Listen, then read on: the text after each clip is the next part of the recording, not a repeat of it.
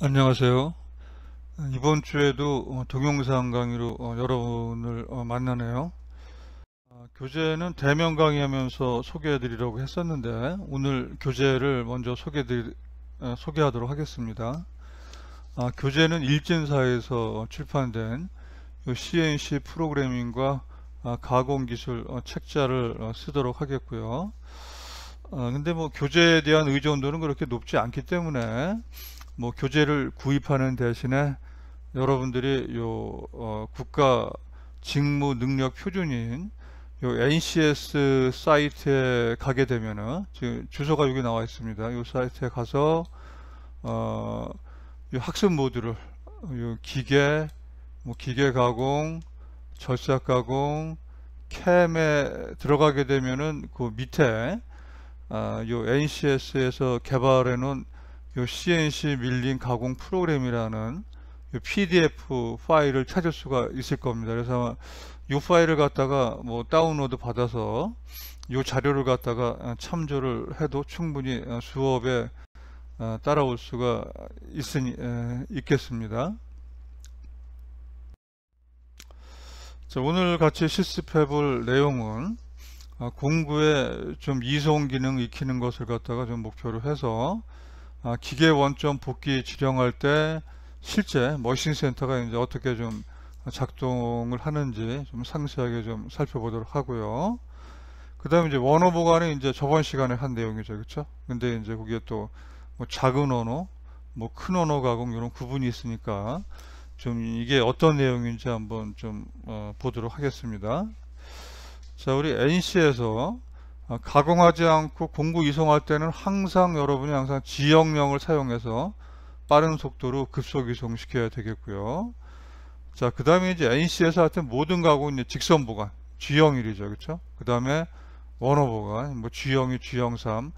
자, 요거 두 개로만 가지고 하여튼 모든 가공이 이루어지고 있습니다. 그러니까 이제 뭐 벌써 이제 뭐 NC의 뭐 절반은 여러분이 다 배운 거나 마찬가지죠. 자, 절대지령하고 증분지령 다시 한번 이제 복습을 해보면은 G90이 절대지령이라고 했고 우리가 G90 지령을 내려주게 되면은 이때 G90에서는 이제 공작물 좌표계의 좌표값을 가지고 이송 위치를 갖다가 지령을 하는 것이죠. 그렇죠? 그래서 지금 이제 현재 공구가 여기 A 위에서 지금 5mm 떠 있는 위치니까 지금 B 위치까지 급속 이송할 경우에 G90, G형령, X20.0, Y10.0 하면은 얘는 B점의 X좌표, Y좌표가 되죠. 그렇죠? 그 다음에 이제 B에서 C로 움직일 경우에는 C의 좌표가 X50, Y10인데 Y 값은 변하지 않죠. 그렇죠? 그러니까 다음에는 그냥 X50.0으로 쓰면은 B에서부터 C로 급속 이송이 일어나게 되겠고요. 그 다음에 C에서 D는 D의 좌표 X30.0, Y30.0을 써주면 되겠죠. 그렇죠? 자, 이제 똑같은 프로그램을 갖다가 우리가 증분지령으로 바꿔주면은 G91이 이제 요 증분지령 코드가 되겠고, 그러니까 증분지령은 의미가 현재 위치에서 이송 방향하고 이송 거리로 지령을 갖다가 내리는 게 증분지령이죠. 자, 그래서 이제 A부터 B로 가는 거는 보기에는 이제 절대지령이나 증분지령이나 똑같아 보이는데 여기에서 X20하고 Y10은 좌표값이 아니죠. 그렇죠? A에서 B의 X좌표가 20, Y좌표는 10만큼 떨어져 있는 걸 의미하게 되는 거죠. 그 다음에 이제 B에서 C로 가는 지령은 현재 공구가 지금 B에 있다고 했을 때 C로 갈 때는 X만 플러스 방향으로 30만큼 가면 되는 거죠. 그렇죠? 그러니까 증분지령에서는 X30.0 하면은 B에서 C로 공구가 이송을 하게 되겠고요. C에서 D로 가는 경우에는 X좌표는 마이너스 방향으로 20, Y는 플러스 방향으로 20 가야 되니까 그 코드는 X-20.0, Y20.0으로 이렇게 지령을 내려주면 되겠죠. 자, 그리고 이제 이송하고 관련된 이제 G 코드를 우리가 보관 기능이라고 한다고 했었는데 명칭은 이제 G형령은 위치 결정에서 목적이 현재 위치에서 여기 XY 요 Z로 지령한 위치까지 그 급송 속도로 그 이송을 하게 되겠고요. 그 다음에 이제 G형일 상태에서는 얘는 우리가 직선 보관이라고 하고, 이때 가면서 가공을 한다고 했죠. 그렇죠? 그러니까 현재 위치에서 지령한 지령까지 공구가 직선으로 이송을 하면서 가공을 하게 되겠습니다.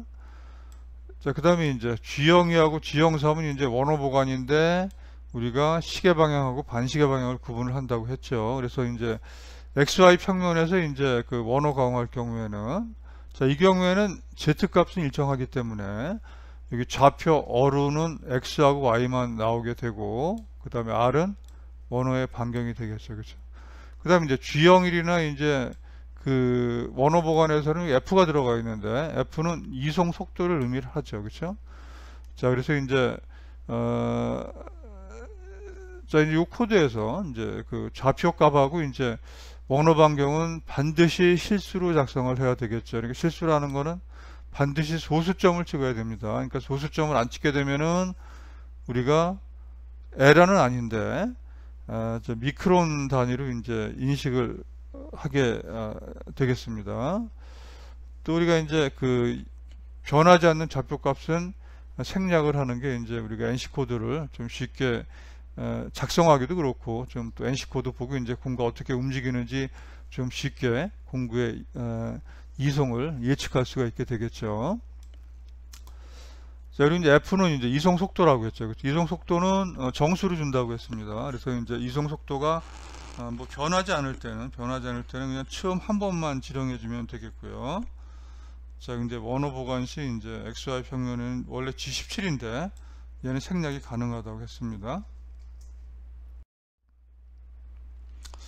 자, 우리 이제 기계 원점 복귀 지령에서 실제 어떻게 작동이 되는지 한번 좀 보도록 하겠습니다.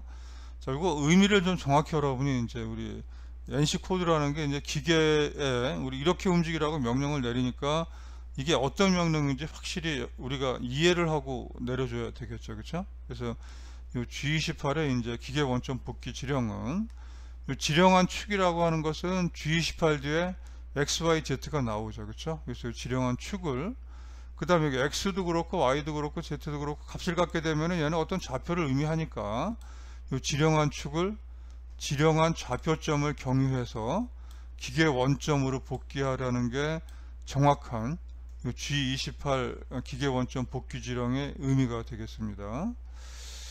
여기 이제 90이라고 90을 다 쓸 수가 있는데, 이제 91을 쓰게 되면은, 자, 일단 지령한 축은 X, Y, Z니까 이제 원점으로 복귀시키는 축은 세 축 다죠. 그렇죠? 자, 근데 경유점은 어떻게 되냐면 G91이니까 증문지령이고, 그 다음에 X형, Y형, Z형이니까 현재 위치를 의미하는 거죠. 그렇죠? 그러니까 얘는 그 경유점이 그냥 바로 현재 위치이기 때문에 그 의미는 X, Y, Z축을 현재 위치에서 그냥 바로 기계 원점 복귀시키라는 지령이 되는 거고, 그래서 주로 이제 우리 처음에 기계 원점 복귀시킬 때는 이 지령을 주로 쓰고 있죠. 자, 그러니까 얘는 공구가 어디에 있든 바로 그냥 기계 원점으로 현재 위치에서 그냥 복귀를 하게 됩니다.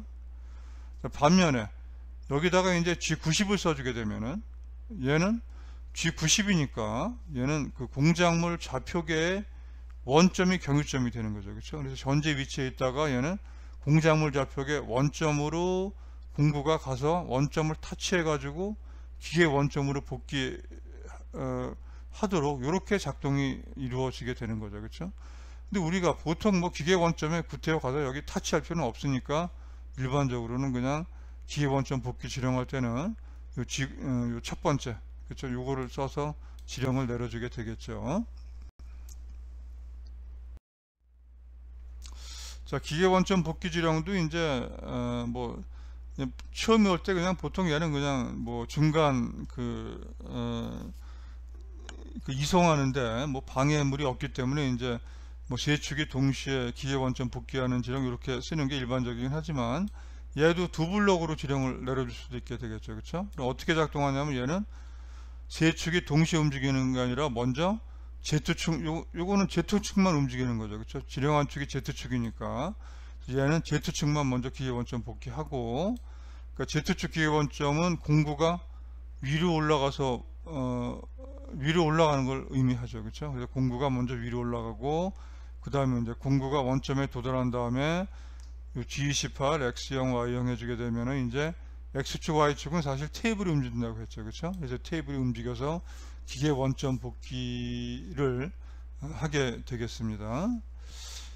자, 이거 근데 두 블럭 보면은 약간 좀 차이가 있는데, 어떤 차이가 있어요? 여기 G28은 지금 위에도 써주고 밑에도 써줬죠. 그렇죠? 그래서 이제 G28은 여기 이제 G코드 유형을 두 가지로 구분할 수가 있는데, 하나는 이제 1회 유효 G코드라고 해서 의미는 지령된 블럭에서만 그 유효한 기능을 갖고 있는 게 이제 1회 유효 G코드고요.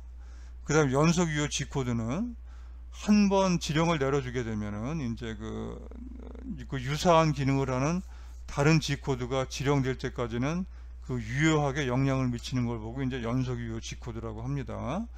자, G28은 기계 원점 복귀하는 거는 그렇게 우리가 자주 할 작업은 아니죠. 그렇죠? 그러니까 얘는 1회 유효 G코드니까 뭐 Z축 원점 복귀하고 그 다음에 X축 Y축 원점 복귀시킬 때 반드시 써줘야 되고요. 그렇죠?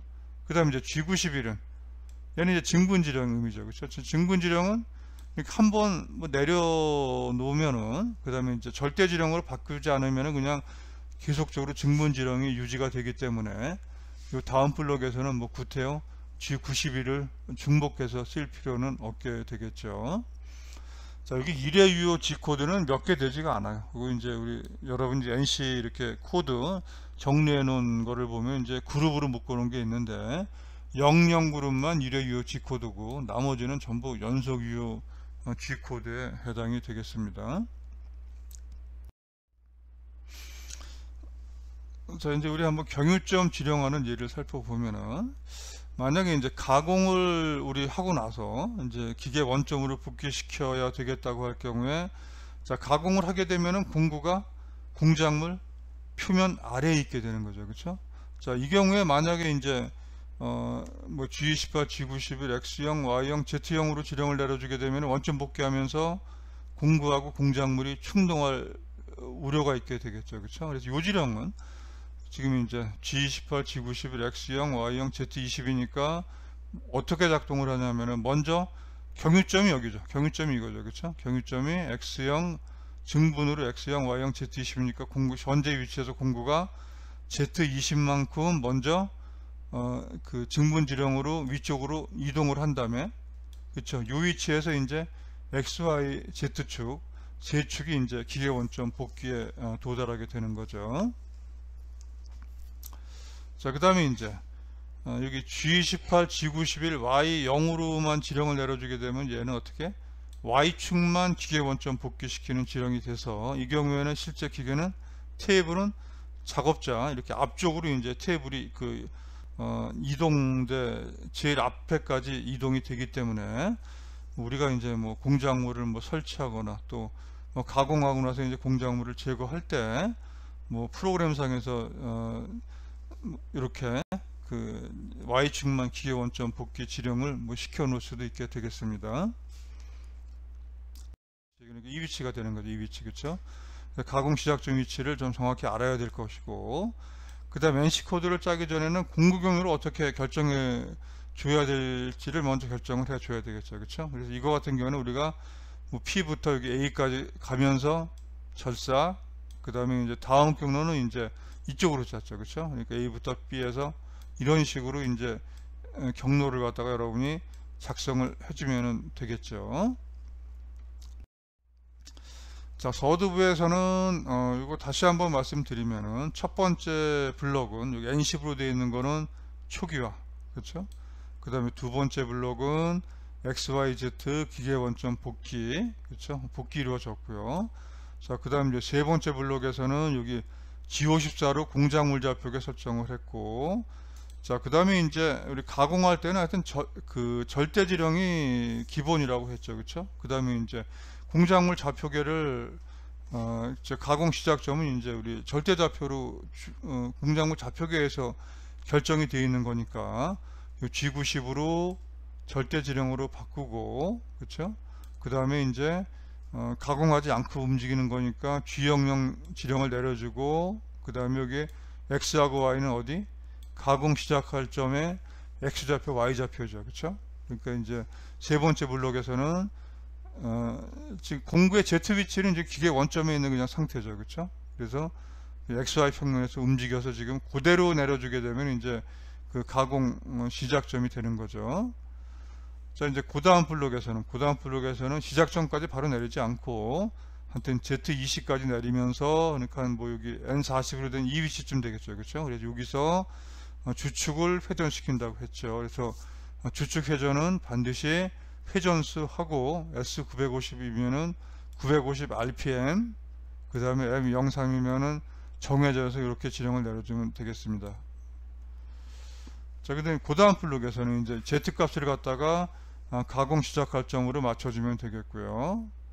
자, 그 저번 시간에 이제 M08이 없었는데, 요 가공 시작점에서 이제 여기 M08 지령을 내려주게 되면은, M08은 M은 보조 기능이라고 했죠. 그렇죠? 그래서 이제 모터의 온오프 관련된 기능이 이제 보조 기능으로 우리가 작성을 하게 되는데, M08이면은 절삭류가 온돼서 이때는 이제 절삭류가 공급되기 시작하게 되겠습니다.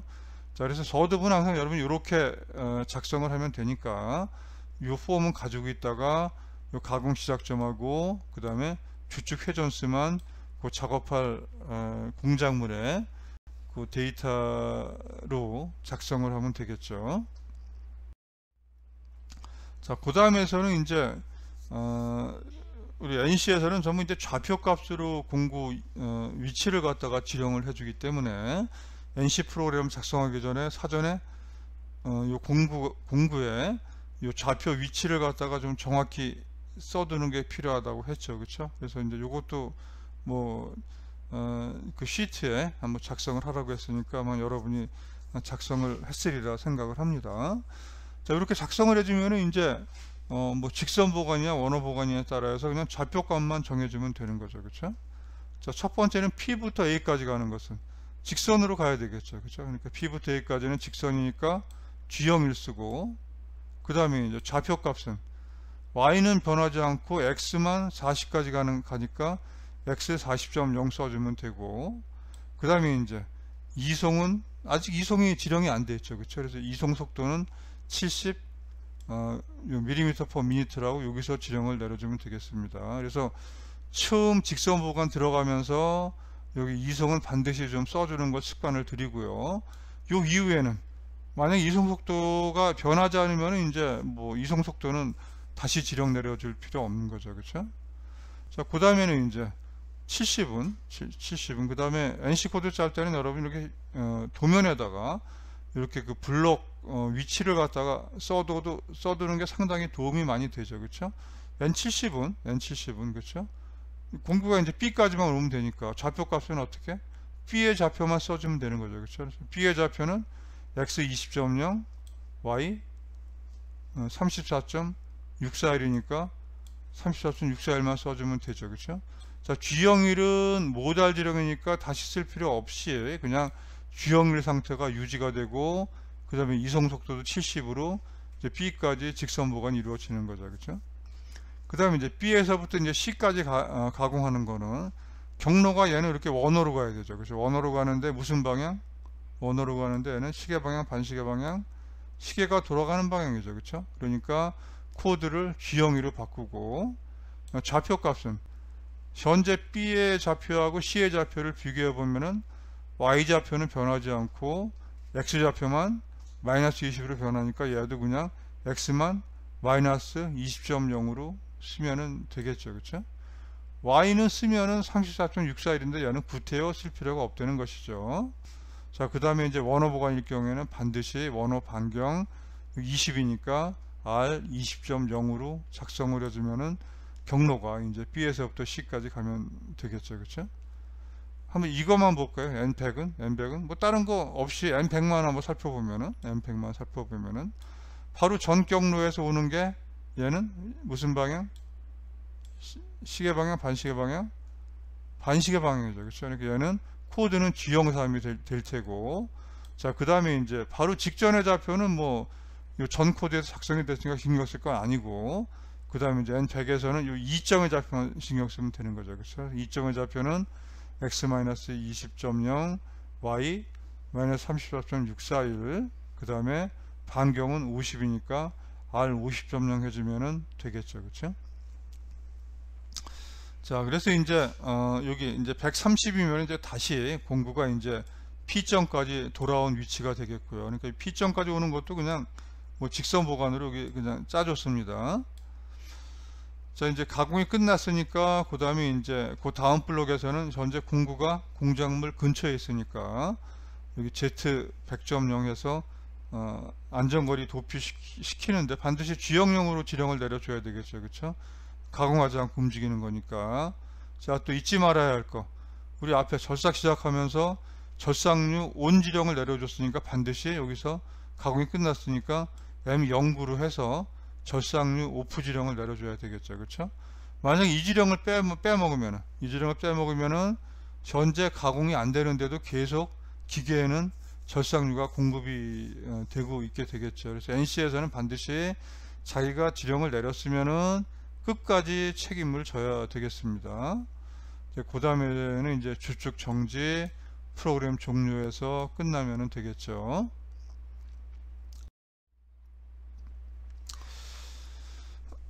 자, 오늘은 이제 좀 원어 보관에서 다시 한번 원어 보관을 한번 살펴보도록 하겠습니다. 자, 그래서 원어 보관은 이제 우리 그 XY 평면에서 원어 보관, 그 다음에 ZX 평면, 그 다음에 YZ 평면에서 원어 보관, 세 가지 평면에서만 가능하다고 했죠. 그렇죠? 그래서 이제 이렇게 XYZ 써놓고 두 개씩 끊어가면 된다고 했어요. 그렇죠? 그래서 G17에서는 XY 평면이니까 지금 요게 시계 방향이 되겠죠. 그림에 있는 것처럼 이게 시계 방향. 그 다음에 이제 G18은 ZX 평면이니까 이면이죠. 이쪽이 ZX 평면이죠. 그렇죠? 자, 근데 여기 지금 그림에 보게 되면은 우리가 보는 데서 지금 이게 반시계 쪽인데 얘는, 그렇죠? 얘를 갖다가 우리가 지금 여기는 시계 방향으로 표시해 놨습니다. 그렇죠? 자, 그래서 이 기준이 뭐냐면은 보는 위치가 중요합니다. 그래서 얘는 플러스 상대축에서 관찰했을 때, 그러니까 여기 G17 같은 경우에는 플러스 Z축에서 우리가 관찰해서 회전 방향을 결정을 해야 되는 거고, G18일 경우에는 플러스 Y축에서 관찰하는 거니까 얘는 플러스 Y축이니까 이쪽 뒤쪽이죠. 얘는 여기서 이쪽에서 뒷면에서 이렇게 들여다 보면서 얘가 시계 방향인지 반시계 방향인지 판별해야 되기 때문에 지금 요 그림은 이제 도면상 우리가 뒤쪽에서 본 거니까 얘가 시계 방향이 되는 거죠. 그렇죠? 그 다음에 이제 G19는 YZ 평면이고 우리가 플러스 X축에서 관찰하는 거니까 얘가 플러스 X축에서 지금 보는 거죠. 그렇죠? 이쪽이. 그렇죠? 그러니까 얘가 플러스 X축이니까 여기서 봤을 때 얘가 시계 방향이 되는 거죠. 그렇죠? 자, 요거를 좀 주의를 해야 되겠고. 자, 이제 우리가 일반적으로 원어 보관은 그냥 그 XY 평면에서 원어 보관이 가장 많게 되겠죠. 그렇죠? 그래서 G17은 일반적으로 생략을 해서 원어 보관을 쓰면은 얘는 우리가 XY 평면에서 원어 보관이구나 하고 알아두시면 되겠습니다. 또 XY 평면에서 원어 보관은 이때는 Z값이 일정하기 때문에 XY 평면에서 원어 보관은 좌표는 X하고 Y만 나오죠. 그렇죠? Z는 일정하니까 변하지 않으니까 당연히 생략이 된 거고요. 자, 그 다음에 이제 여기 그냥 그 뭐 육면체에서도 지금 가령 이렇게 이제 뭐 반달로 이렇게 뭐 곰을 팔 경우에 얘는 원호가 어디에 형성이 되어 있는 거죠? 원호가 얘는 ZX 이 평면상에 있는 원호죠. 그렇죠? 이 경우에는 원호 보관할 경우에는 얘는 반드시 G18로 지령을 내려줘야 되겠고, 얘는 ZX 평면이니까 좌표는 Y는 일정하죠. 그렇죠? Y는 일정하니까 좌표는 X하고 Z만 나오게 되겠습니다. 그 다음에 이제 G19는 이 그림에 있는 것처럼 YZ 평면에 있는 원호니까 이 G19라고 지령을 내려주게 되면은 좌표는 Y하고 Z만 나오게 되겠죠. 그렇죠?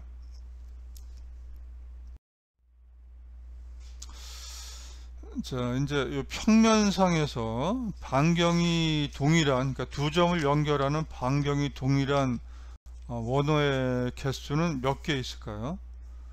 그러니까 저번 시간에 그냥 우리 여기 이제 뭐 시계 방향, 반시계 방향에서 이제 해서 뭐 1번, 2번에서 이제 이렇게 두 개만 살펴봤었는데, 실제 평면상에서 두 점을 연결하는 반경이 동일한 원어의 개수는 두 개가 아니라, 자, 원어는 원의 일부죠. 그렇죠? 그래서 원어는 원의 일부이기 때문에 여기 1번도 쭉 연결하면 이렇게 전체 원이 형성이 되는 거죠. 그렇죠?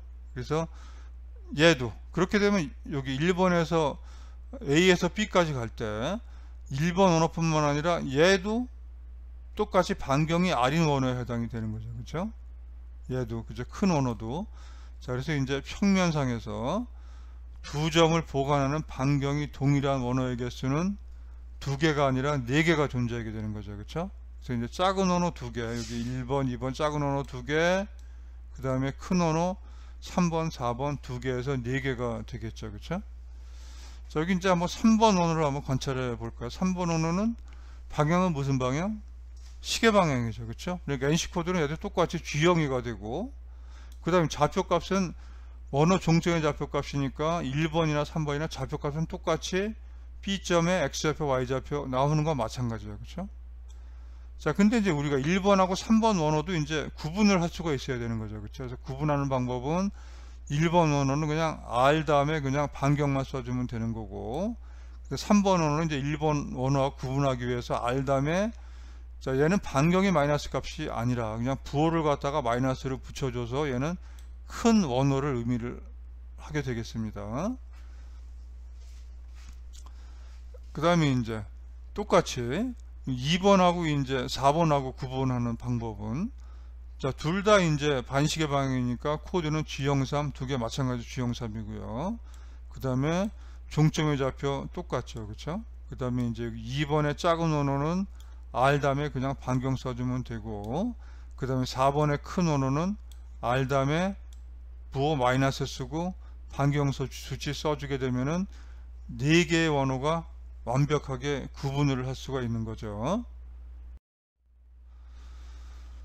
자, 그래서 이제 원어 보관 시 이제 요거 이제 원어 반경으로 지령을 내리는 것을 우리가 R 지령이라고 하는데, 여기 R 지령일 경우에는 R 다음에 이제 수치 부호를 써서 그냥 플러스는 생략이죠. 플러스를 생략하고 그냥 쓰면은 얘는 경로가 이렇게 작은 원어를 의미를 하고, 부호가 마이너스를 붙이게 되면은 요 큰 원어로 경로를 형성하라는 그런 의미에 해당이 되겠습니다.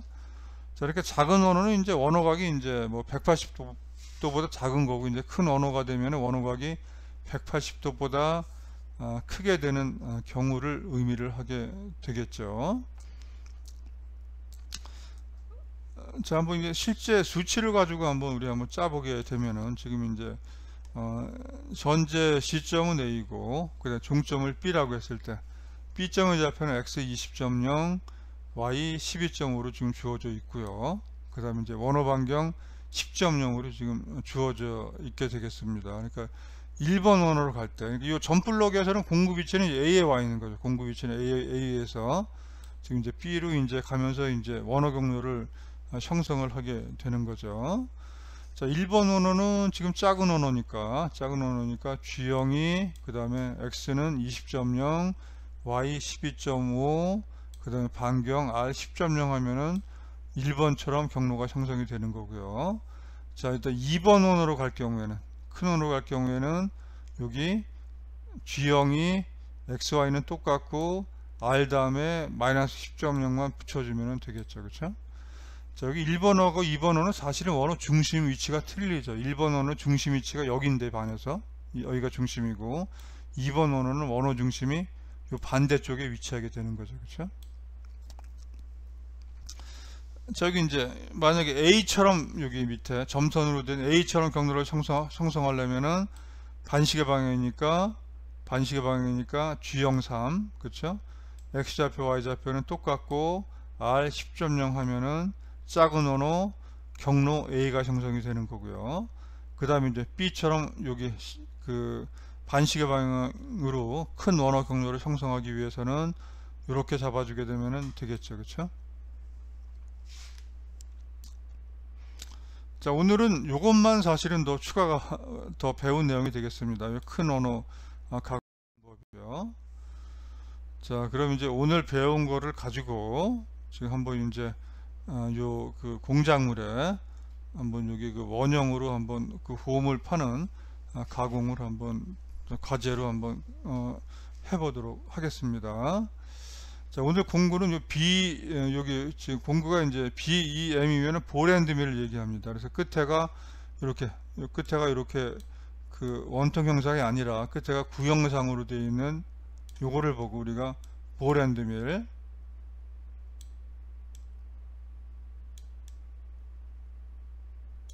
볼앤드밀이라고 하는 요 공구를 써서 가공을 좀 해보도록 하겠습니다.